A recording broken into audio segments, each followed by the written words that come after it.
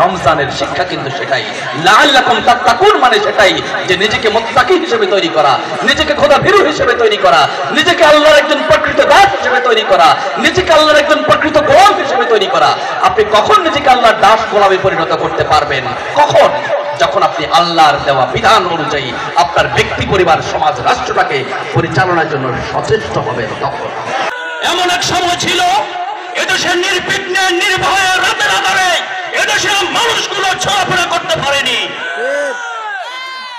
আল্লাহর দরবারে শুকরিয়া আদায় করছি আবারও, যেমন রব্বুল আলামিন অসংখ্য তরুণ যুবক ছাত্র সমাজের রক্তের বিনিময়ে, আবু সায়েদার মুক্তর রক্তের বিনিময়ে এই ময়দানকে আমাদের জন্য উন্মুক্ত করে দিয়েছে। যারা প্রবাসী আছে, দেশে আছে, সকলকে মাফ করে দেন আল্লাহ। আমাদেরকে শেষ রমজান পর্যন্ত আল্লাহ লাইলাতুল কদর সকল ফজিলত আমাদেরকে নসিব করেন, আমিন।